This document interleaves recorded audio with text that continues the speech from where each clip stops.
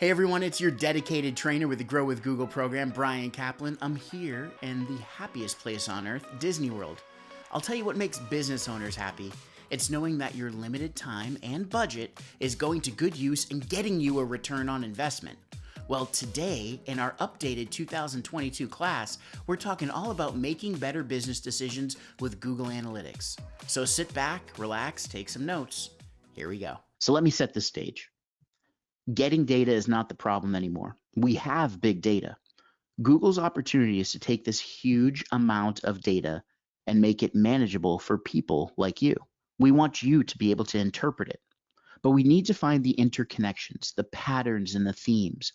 And we're going to build in context so that you can genuinely understand it.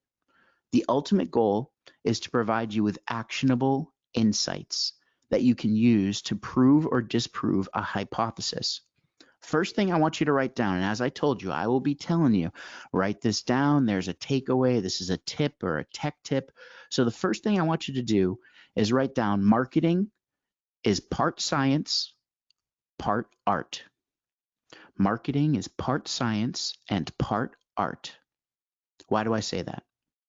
Well, if we're looking at it from a scientific standpoint, which is what we're really doing today, every time you create a marketing campaign, whether it's a single social media post, an email marketing campaign, a blog post, a video you put up on YouTube, a TikTok or a reel or whatever, you are making a hypothesis. It's a scientific method. You're saying that I'm going to take my time and or my marketing budget, I'm going to create this content, and I'm predicting or hypothesizing that this content will drive in more engagement, more potential customers, more repeat business. So that's where marketing is part science. It's part art in that you get to create those fun campaigns. You get to think about it, use different tools like graphic design tools or photos or video. But today we're really looking at it through the scientific lens. So we're all going to be scientists today. Now, Google's opportunity with analytics is to take that huge amount of data and, as I said, make it manageable for people like you to interpret. And before we start, we're going to be talking about unlocking new opportunities. And let's define insights. So insights help you create more effective business solutions. They're based on consumer truths. A consumer truth is this person opened the email, or this person clicked on a link, or this person filled out a contact form or replied to me. Those are consumer truths. Someone's actually doing it. Now, the trouble is, insights are notoriously hard to pin down. If you ask 100 people, you'll get 100 different definitions of an insight. Here's what's clear. When businesses look to Google for help with finding insights, they're not just looking for data. You see, insights are based on data, but they're novel, credible, and actionable enough to unlock new opportunities. So being a scientist, again, we're doing an experiment in hopes that we can find an easier way. We want to work better, faster, cheaper, stronger. A great insight is unexpected, but it's obvious. It's right in front of you. If you've ever gone to the fridge and you were looking for something, hot sauce, ketchup, whatever, and you're looking all over the fridge, it's right in front of you. You just can't see it yet. And then finally, your eyes zone in on it. The same kind of thing. An insight needs to inspire action. It must be useful. So I want you to write down the note, insights equal action. Insights equal action. And I'm going to define a few terms for you. Data is the information you obtain from users, like demographic information, their behavior and activity. Analytics are the patterns and trends that we discover in the data. It's how you make sense of it all and uncover meaningful trends.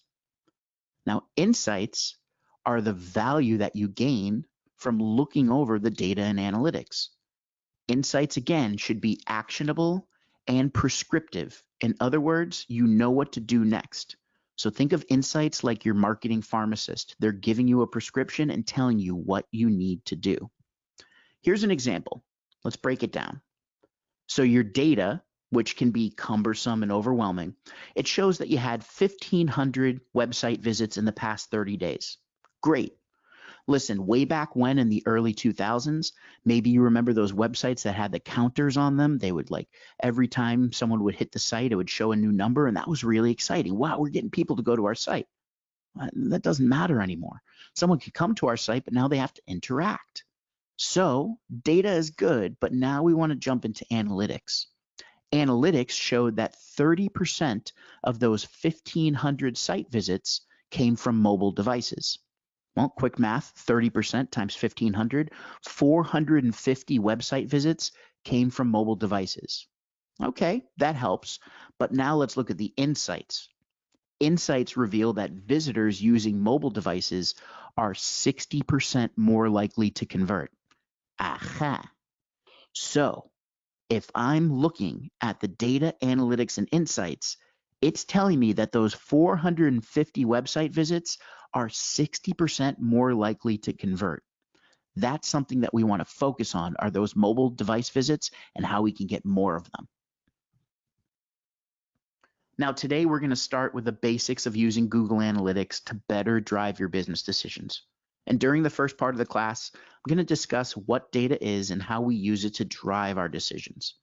We'll review the questions that you should ask yourself and ask your data to better understand your customers. Then we'll go into the basics of your Google Analytics account and how to start collecting data. We're also going to look at some of the reports that help answer questions about your customers and their behavior on your site or app. I'm going to show you some advanced reports, but I won't get too much into the nitty-gritty. This is really kind of a basic class today. I'm going to show you how you can connect Google Analytics with Google Ads so that you have a lot of clarity if your ads are working and driving return on investment. And then we'll wrap it up. I'll give you some resources and open it up to questions. So we're going to start with the basics, but before we do, I told you I would share the results. Take a look at this. Of all the people in the room, 35% of you are measuring your marketing campaigns. 24% of you, no. And 41% made it your resolution to measure your marketing campaigns. Why did I ask this question? Again, remember, marketing is part art, part science. We're going to take the time, maybe take the budget. We're going to assign it to someone on our team to create those marketing campaigns. Don't you want to know if they worked? Don't you want to know what works so you can do more of it? So even those in the no column, the 24%, so 1 out of 4 of you are not measuring. By the end, I'm hoping that you'll see the light and hopefully start measuring your marketing campaigns. Let's talk about what Google Analytics is. It's a free tool and it's web-based. It's one of the most popular analytics options available. It helps you to better understand customer experience and provides the data you need so that you can understand your customers and make decisions based on insights. Again, insights equal action. Google Analytics reports can help you learn about customers, like again, their demographics or interests. You can understand visitor behavior on the site and see what actions they take between pages. You can see how customers find your site, which is really important. And you can track and record important actions on your site, which we call conversions. Ideally, your website leads a user from one page of useful content to the next until they finally convert. We'll talk about conversions in a bit. Google Analytics can help you better understand your audience and the insights their activity gives you so that you can really make more strategic decisions for your business. There's many different types of reports that can help you better understand how people found you, how they engage with your website, and how they convert. So for instance, we could learn which search terms and web sources drive the most traffic, right? So we could look at, okay, are people searching for a specific thing? For instance, I was working with someone that was working on sleep regression. Her focus was sleep regression. Well, a lot of people may be losing sleep, but they're not searching for sleep regression. Instead, they're looking for 8-month baby won't go to sleep, and thus they're not sleeping. So we're going to use Google Analytics to figure out which search terms are driving people in that are interested in what we're doing. We can see demographic information for the most profitable customers. So we can look for useful ways to segment your users. Rather than designing one experience for everyone or just the average user, we're going to look for distinct groups that might have different wants, pain points, or behavior. We can understand what content your audience is most interested in. Again, if you go on Canva and create a graphic, or you hire your graphic designer to do something for you, or you write a blog post or make a video, we're going to use Google Analytics to see if people are interested in it, if they're actually consuming that content, and if we should make more of it. And we can evaluate which channels drive the most conversions. Now, when I'm talking about channels, I'm not talking about TV channels. We're talking about looking at, Google search or Google ads, social media, email marketing. So we're going to understand where the traffic comes from and what drives conversions on the website. To start collecting basic data from your website or app, first you would create or sign into your analytics account. So you'd go to g.co/analytics. You see the link on the bottom left, and either you can create an account, click on Start for free, or you can sign in by clicking on Sign into Analytics. And I need to mention there are multiple versions of Google Analytics. If you already have Google Analytics set up and you did that before October 14th, 2020, your reports most likely reflect the older version, which we call Universal Analytics. If you set up Google Analytics after October 14th of 2020, then you probably will see the new version of Google Analytics, which we call Google Analytics 4 or GA4. GA4 is now the officially recommended version for marketers and business owners. But if you have the older version of Google Analytics set up, what we recommend is adding GA4 to your account. Now, keep note, you're not going to lose your old data, and the existing reports will continue to collect data too. But now you'll be able to access both sets of reports. And many accounts will have the option to use GA4 Setup Assistant. So to do that, you click on Admin on the left navigation bar. It's the gear icon at the bottom. Then you're going to click on GA4 Setup Assistant. It's the first option in the second column titled Property. You're going to follow the prompts, and a wizard, a step-by-step tutorial, will help you set up GA4. It can take up to 30 minutes for data to begin appearing in your new GA4 property, so don't worry and just take your time. If you can't use Setup Assistant, there are detailed instructions in the Google Analytics Help Center. And you can see down at the bottom left, you can go to support.google.com/analytics. If you are struggling, if you're hitting your head against the desk, go to that link, support.google.com/analytics. Now, once you've created or signed into Google Analytics, you're going to see a dashboard and links to a variety of reports. Reporting allows you to visualize data about your users and their behavior across your website or websites, or even mobile apps if you have those. The default reports answer common reporting questions, but you can customize them so that they fit your business objectives. The report snapshot that you see in this screen is displayed when you click Reports in the left navigation. And the right side of the reports, I want you to write this down because it's pretty cool. The right side of the report highlights a feature we call Analytics Intelligence. Analytics Intelligence uses machine learning to help you better understand and act on your data, and it simplifies the process of creating reports. For example, you can type in questions in plain English and get fast automated answers. Let's say you type in, which channel had the highest goal conversion rate? Type in that question. Analytics Intelligence will show you a list of channels ranked by conversion rate. So no longer, my friends, do you have to go clicking around trying to find the answer. Over on that right side of the screen, Analytics Intelligence, it's going to help you. And it's going to get smarter over time as it learns the types of questions you're interested in. Another way to use it, to analyze your old data and surface insights on major changes or opportunities. For example, you could point out that a certain landing page is performing better than another. So definitely write down Analytics Intelligence. It's on the right side of the screen. You're going to want to play with that. Now that you know how to set up your Google Analytics account, we're going to dive into what you can learn from the reports. So I want to introduce you to Eva and Ricky. They're small business owners just like you who sell apparel through their online store. Up until now, Eva and Ricky have been making most of the decisions for their business from either their own gut instincts or ad hoc feedback from their existing and past customers. How many of you have made a business decision based on your gut? Type in the word gut if you've made business decisions based on your gut. I know that all of us do it in a personal life, but what about your business? So with Eva and Ricky, they decided to set up Google Analytics to get a better understanding of what is working and what isn't working in their online store. Now, here are some examples, and I'm seeing a bunch of guts roll in. We all do it, trust me. There you go. Eva and Ricky, here are some gut instinct decisions. Suppose they want to sell a new t-shirt on their online store. They experimented with new designs, they really liked one of their prototypes, and immediately added it to their website. So this happens quite a bit. Business owners will roll out a product or service. We're like, this makes sense. Yeah, let's do it.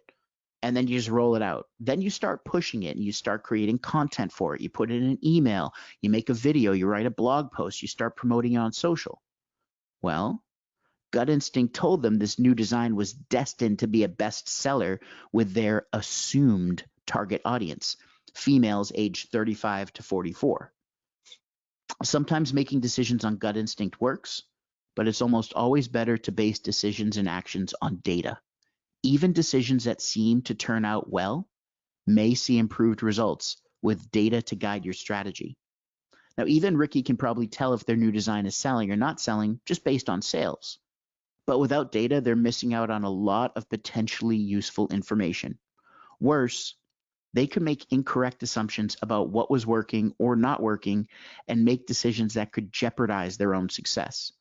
I will tell you, in over nearly 15 years of marketing and working with small business owners, I've seen a lot of business owners who said, it didn't work, and then they changed something and it just went downhill from there. They didn't look at the data. They just, again, made a split-second decision because something didn't work. If the new shirt wasn't selling, they might just assume the new design was a flop and cut their prices. How many of us have seen that? Oh, you know what? Sales aren't working, so if we cut the prices, we'll get more people buying. Don't worry about it. But then your profit margins shrink to nothing. Without collecting data, they can't really know what's happening or not happening on the website. And without data, they don't have much information about the customers who are viewing the shirt either. That's where Google Analytics can help. The data from the reports can help Eva and Ricky learn more about their site visitors, what they're doing or not doing, and help them make better decisions. Okay, so how could Eva and Ricky start to figure this out? How could you do this for your own business? Well, first, you're going to outline your goals. Goals are the customer actions you care about most. What outcomes do you want? What do you want to improve? For example, maybe you want to increase your website traffic by X. And second, what questions do you need to ask? What info do you need to know to achieve those goals? The art of asking the right question is elusive, but it's incredibly important. The questions you ask should direct all of your energy for gathering data and insights for that specific action. Now, asking the right question should always be a function of your own instinct and knowledge of the business and your customer base. But the answers are going to be found in your data. Figuring out which questions to ask gets easier over time as you learn more about Google Analytics. A quick tip: the questions we ask about offline advertising campaigns, they can also apply to online advertising campaigns. And step 3, once you have your questions, we've got to determine which reports can help find the answers we need. So let's start with goals. Many of you have come to a class before. You may have heard me talk about SMART goals. This is just one framework, one type of goal, an outline of a goal. There are plenty of different types of goals. At Google, we really like SMART goals. So we want to start with the outcome in mind. What do we want to happen? What are we trying to achieve? Everything we do should support this goal. There are many types of goals, like the simple example of increasing web traffic by a certain percentage. But is that goal meaningful? If we get 1,000 people on our site, but our site isn't working, the buttons don't work, people aren't filling out the form or buying something, what do those 1,000 site visits mean to us? Is the goal meaningful? Before we go any further, we're going to talk about the SMART framework. So first off, is the goal specific and detailed? Can you track this goal? How will you measure it? How will you know when you've accomplished it? Is the goal realistically attainable? Will this goal help you reach your business goals? Is it relevant to your business? And when do you want to achieve this goal? Set a time frame. Now we're at January 10th, 2022. A lot of us just made New Year's resolutions. Many of us have probably in the past made that resolution, like I'm going to go to the gym a certain amount of times, or I'm going to lose weight, or I'm going to do this or that. But if you don't put a timestamp on it, then you can procrastinate. And my friends, I am the king of procrastination if I don't have accountability. Putting a time frame on it makes you accountable, helps you achieve the goal. So here's an example of a goal that Eva and Ricky might set for their merchandise store. They want to decrease their shopping cart abandonment rate to under 60% in the next quarter. Okay, so for those of you who don't understand what that is, and I'm not a huge fan of this example because many of you might get lost here. So let me explain. If you've ever gone to an online store, an e-commerce shopping cart, you filled the cart. You're like, oh, this looks good. This looks good. You're on a buying spree, right? Now, all of a sudden, something happens. You close a tab or the internet goes out or whatever, and you abandoned that cart.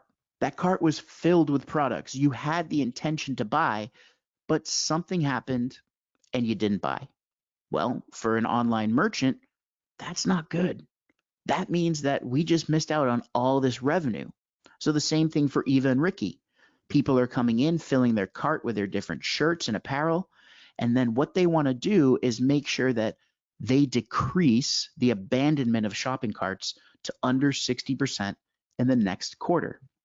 So even Ricky could use Google Analytics to find out how many users were added or how many users added items to their cart over a period of time and compare that number to the total number of transactions. If they did that, they'd see, just looking at some math, it's about 65%. So they have a little bit to shave off. Then to reach their goal, they might experiment with modifications to the checkout process. And with each incremental change, they can review the shopping cart abandonment data to see the effect the changes had. So we're not making huge changes. Instead, we're doing little piecemeal changes, just kind of chipping away at it. You know how they say, like, do something every day and you build a habit? It's the same kind of thing. We're just trying to make a little bit of a change, and then we're measuring it to see. So what are your goals? Here are some ideas, and then I'm going to show you a formula that I created that might help you create your own SMART goals. Now, for instance, you might want more leads, more appointments, more sales, phone calls, foot traffic, downloads, email newsletter signups, social followers. So from this list, just write down something. What is a goal that you have? Choose one of the ideas and just write that down.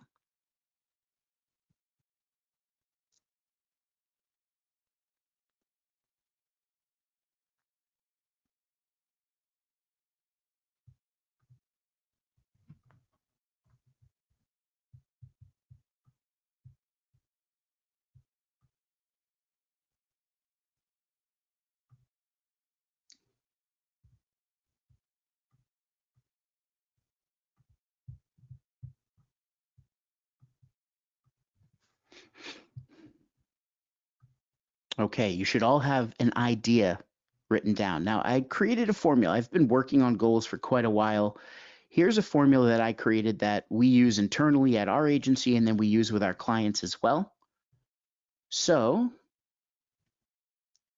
I want to either increase or decrease my marketing metric. Don't worry, I'll show you examples. By a certain quantity or percentage through some marketing channel in the next length of time. Think of it like Mad Libs. If you've ever played Mad Libs, let's do a throwback there. I played Mad Libs with my kids and they love it. So we're filling in these blanks.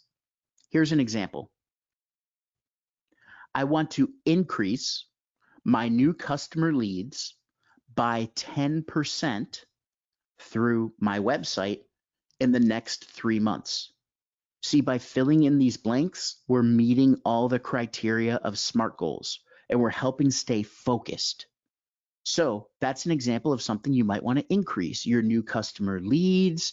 It could be, again, your email marketing signups. I want to increase my downloads of an ebook or a case study or a guide or a checklist by X%. It could also be a quantity. So that green thing that you see where it's quantity or percentage, that makes it measurable. That's how we know we actually achieved it. Here's an idea for something you might want to decrease. I want to decrease my number of missed appointments by 50% through my calendar scheduling app in the next 1 month. Those no call, no shows, especially if you're a service provider on here, man, that wastes your time, right? So we could use something like a calendar scheduling app, a tool, a marketing channel, in order to decrease the number of missed appointments. So those are some examples. I'll give you another moment. I want you looking at this formula and thinking about the idea that you just wrote down, what you want to increase. Come up with your own SMART goal. And if you want to share away in the questions box and I'll read it to everyone.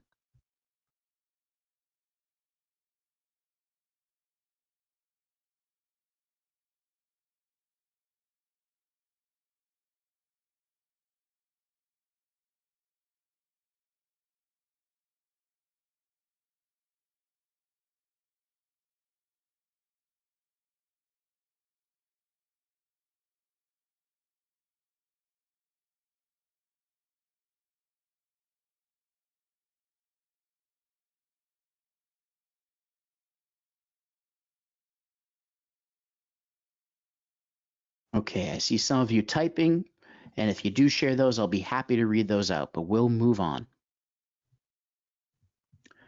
So now let's assume you have your goal. It doesn't have to be perfect, but it's outlined, right? You have an idea. So now that we defined goals, we can consider what questions to ask to meet them. We're going to look at these questions and they'll help us get the answers we need to achieve the goals. So the framework you see represents stages of the business's relationship with customers. It's also the customer engagement life cycle. It's all different names. Now you ask questions and you use those answers to move customers through these stages. First, we've got reach. So we reach customers with methods like advertising, organic search, social media, offline promotions, email marketing. After they arrive, we need to engage them. Can they find what they're looking for? Does our site provide them with the information and resources they need to make a buying decision? Then it's conversion time. The goal, help visitors complete important actions on your site. For example, for Eva and Ricky, they might buy a t-shirt. Or for you, they might submit a form with a question about an order, or they might sign up for the newsletter. I want you to write this down. Conversions do not need to be purchases. A conversion is an important action that's completed on your website. So again, a conversion does not need to be a purchase. It's an important action that someone takes on your website. Filling out a form, downloading something, it could be joining your mailing list and or making a purchase. And ultimately, you want to sustain long-term relationships because it's much more affordable and cost-effective to have repeat customers instead of having to gain new customers all the time. Think about the advertising, the promotion you have to do, the content creation, the questions you have to ask, and then you're going to reinvent the wheel every time. Instead, we want to sustain. So that could be a rewards program, discounts, etc. So reach questions help you understand brand recognition and the awareness that your brand has and how people find you online. So for Eva and Ricky, they might start by asking, what are people searching for? Who is searching for it? How do they find us online? Questions like these are important because if potential customers can't find their business online, they can't place orders. Based on what they learn, Eva and Ricky might find clues that lead them to examine their website and even their marketing and their communication strategy. Now let's talk about engagement and the reports that help us answer these questions. So engage questions, They involve discovering how or if people who find us interact with the site. Do they navigate to more than one page on the site? Do they watch your videos? Do they search for things on your site? Do they download PDFs or guides or checklists? Do they look at your menu if you're selling food or even if you have services like a massage? Think about what other engage questions Eva and Ricky could ask. Can people easily find their products? Have any of you ever been on a site where all you wanted to do was buy, but you felt like you needed a genie and three wishes to find the place to buy? So you're endlessly clicking and searching, trying to give these people your money. Well, the same thing. These engage questions, can people find our products? Do people create accounts at checkout if it's e-commerce? Do people download our coupons or our style guides or lookbooks?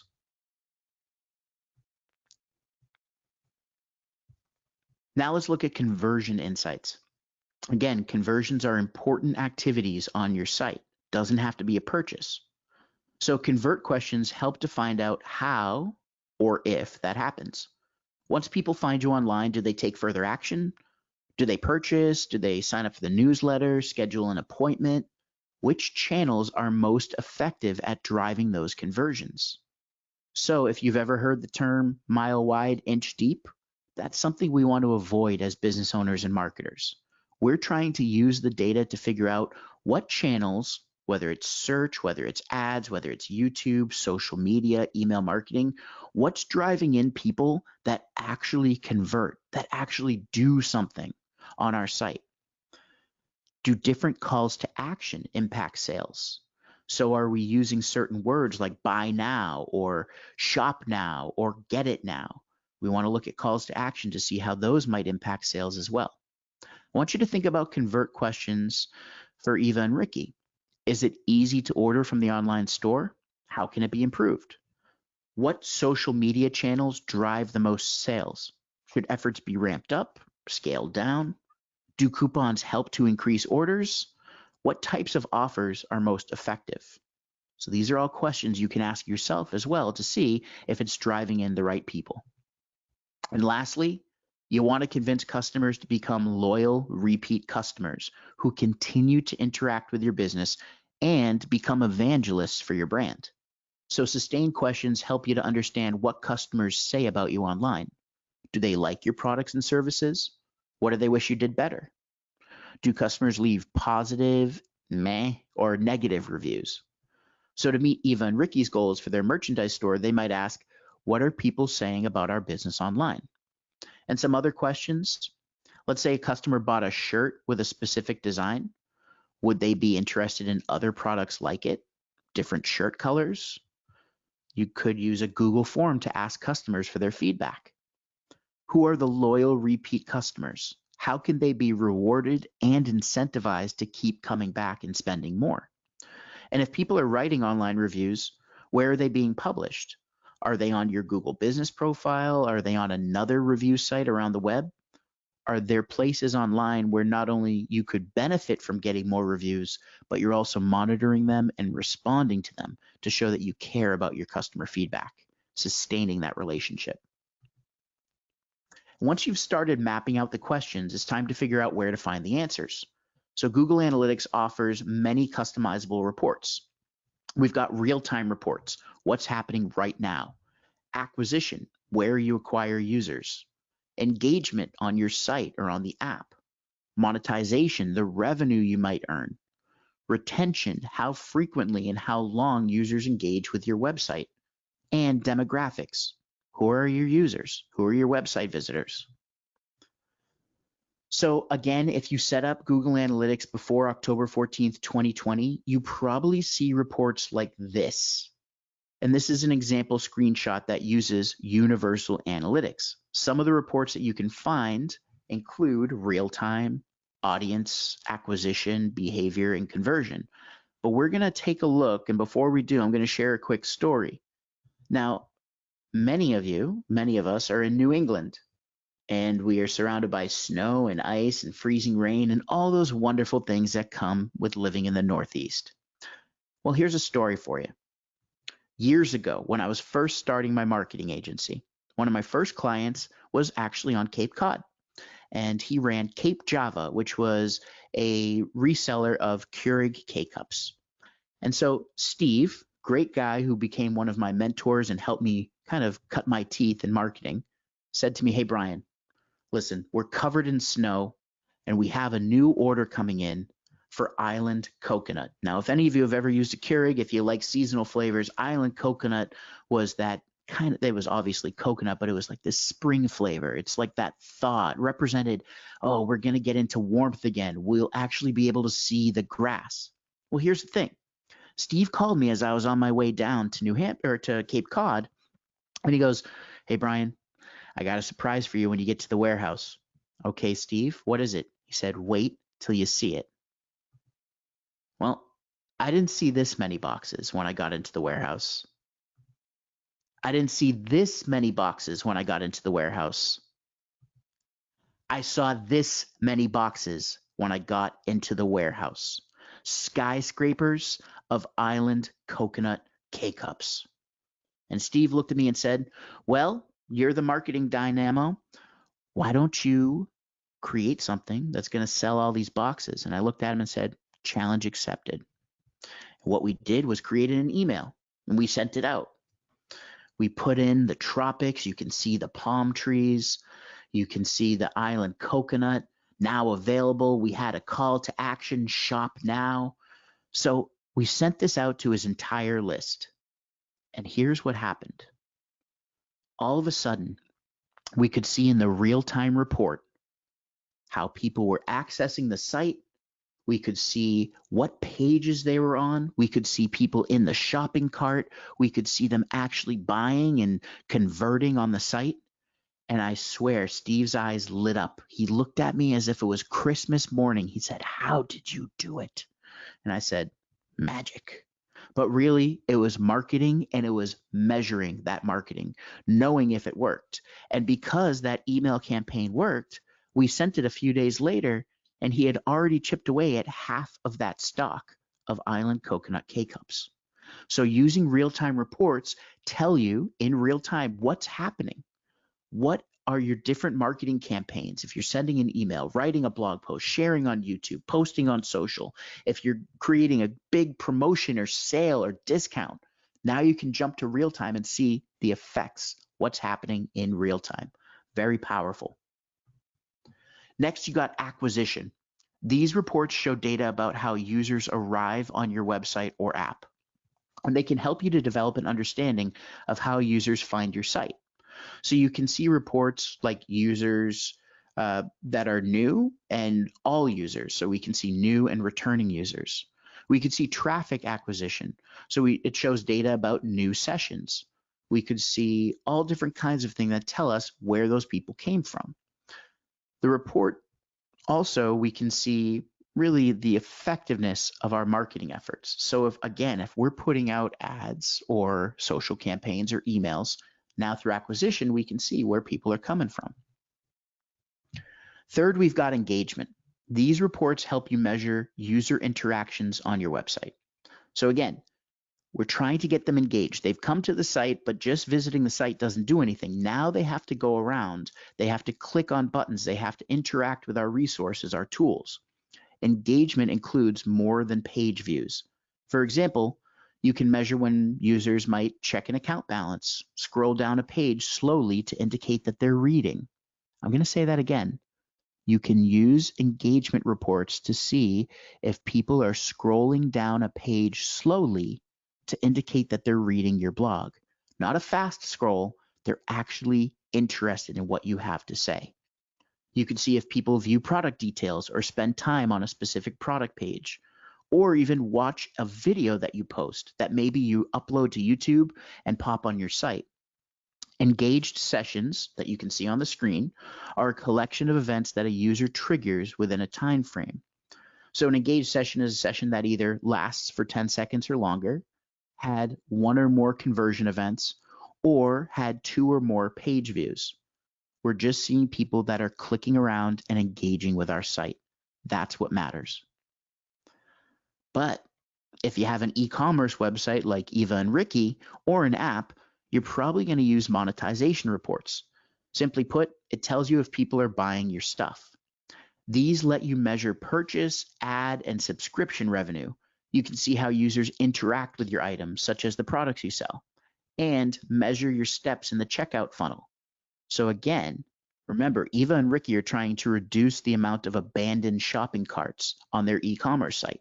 They would be looking at the steps in the checkout funnel and if and when they lose people in that checkout funnel. The reports help you understand consumer behavior and ultimately enhance your monetization strategy. Retention reports help you understand how frequently and for how long users engage with your website or app after their first visit. In other words, do people come back? When? For how long? And what do return visitors do? One note about these reports, this is a useful metric to consider, but the data in the report should not be taken as an absolute truth because in some cases the technology cannot track that a visitor previously visited your website. So this is a nice metric to look at, but it is not an absolute truth, meaning you're not going to get 100% accuracy because we can't track if a visitor previously visited your website if they turn off cookies. Last but not least, demographic reports. The demographics topic helps you classify your users by age, location, language, along with interests they express through their online browsing and purchase activities. So your reports can include interactive charts, diagrams, and tables. If you're more visual like me, you would use those so that you can see what's going on. A last side note, as online services, including Google Analytics, move away from cookies, demographics insights are becoming less reliable as well. But true first-party data, an example, how people are navigating your site directly, not their demographics, is becoming more important. And this is information you can find in Google Analytics. So we started by talking about gut instinct, and many of you said that you make business decisions based on your gut versus data. If we asked Eva and Ricky to list out their gut instincts and compare them to, remember that hypothesis, hypothetical data, they might be surprised by the results, or not surprised at all. The reports will confirm. So it might end up that Eva and Ricky discover that most of their gut instincts, which drive their business decisions, were wrong. They assumed that their top audience, remember, was 35 to 44-year-old females, only to learn that most of their customers are 25 to 34-year-old males. Now, gender aside, just think about the age range, right? 35 to 44 is a total, if you know 35 to 44-year-olds, most likely they're a little bit more mature than a 25 to 34-year-old, right? So they're at a different stage in their life. They might have kids, they might have a family, they might be supporting their parents. So they're a little bit maybe more mature. They have kind of different sensibilities. Whereas a 25 to 34-year-old, they might still be single. They are in a different stage of life. Females versus males, listen, it might be different design or graphics. Again, sensibilities. So we're taking all of that into account as we think about our top customers. Maybe Eva and Ricky learned that most of their traffic comes from organic search and not paid ads. But they may learn that the visitors from paid ads are more likely to buy their shirts. Remember that example that I used? You had 1,500 site visits, 30% of them were on mobile devices, but by looking at insights, we realized 6 out of 10 people on mobile devices are buying. Well, the same thing, we might not get as much traffic from paid ads, but the people that are clicking on those ads are more likely to buy shirts. Insights will tell us. And lastly, they're able to see that most of their purchases are from brand new customers and first-time visitors, not their loyal following as they previously assumed. So bottom line, without data, you're guessing. Google Analytics can help take the guessing out of the equation. Really quick, I'm going to look at a few advanced features for you. If you've already set up Google Analytics, it's likely you've been using dimensions all along and you didn't even know it. Dimensions describe your data. For example, the dimension city describes the city where a user's session originates. The value could be Atlanta, Seattle, Orlando, Chicago, Albany, Boston. Another dimension could be the device or browser being used. Each report includes a primary dimension. So it's a lens from which you can view the data. And sometimes you might want to dig deeper. That's where you could use a secondary dimension. So for instance, using the example I just gave you, we could use the primary dimension that we want to see only customers that come to the site from Boston. And then a secondary dimension, such as only customers that come to the site from Boston who are on, let's say, a mobile device. It allows us to layer on another dimension so that we get more in-depth view of the data we're analyzing. Secondary dimensions are another useful feature that help you interpret reports. So a secondary dimension lets you limit the data that's displayed. They're filters. So it applies only to the current visualization of the data. In other words, it temporarily changes the view of the report so that it just kind of gives you that really quick dig deep view into a certain area of your data. You can use dimensions to exclude internal traffic, so if your team is coming on the site, or traffic from particular geographies, or you can include users in specific age brackets. To add a secondary dimension, you just go to the report you're interested in examining, and at the top of each table of data, look for the plus symbol. You can click to expand a menu of options, and you choose the items you want to display in the report. So many of you have used filters before on websites when you're filtering, or if you've ever rented on like an Airbnb or something like that, you can filter. The same kind of thing here. Dimensions help us to filter. And third, another way to interpret reports is to create segments. So segments help you to analyze and understand the trends of your business by setting up subsets of your data. You can use them to isolate data, analyze performance, and respond to the trends you see. For example, Eva and Ricky might want to see if visitors from a particular country buy their shirts. So they could use the segment overlap technique. That's accessible from the Explorations tab. Now they can compare up to 3 user segments to see how those segments overlap and relate to each other. So they might want to know if users from a specific country, segment 1, buy t-shirts, segment 2, on mobile devices, segment 3. So we're seeing people in a country, segment 1, people that converted, segment 2, and people on mobile devices, segment 3. Digging into segments can help you uncover the insights you're looking for and make sure that they're novel, credible, and actionable enough for you to unlock new opportunities.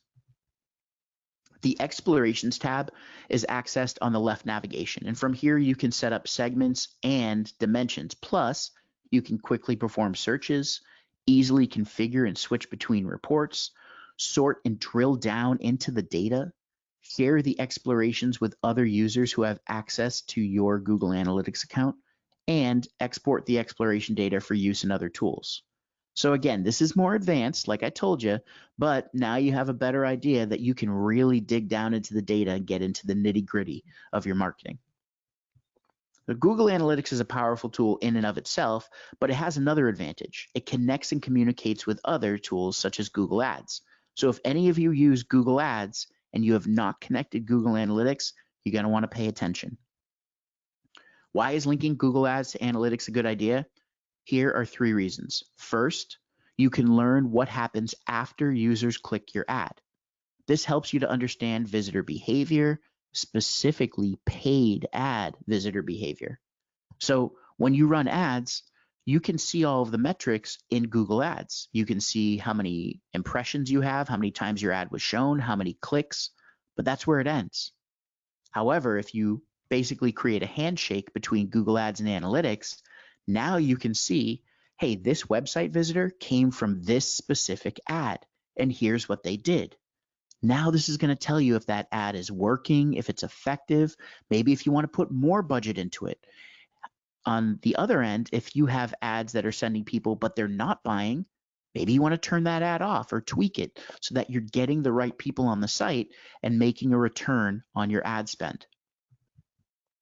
To link Google Ads to Analytics, you must first create an account for each product you want to link. So your account is set up, you can head over to admin section of Analytics. From there, you can click the product you want to connect under the property column. The process for each product will vary slightly, but they all involve inputting or selecting the account you want to link to your Analytics account. Here's a pro tip.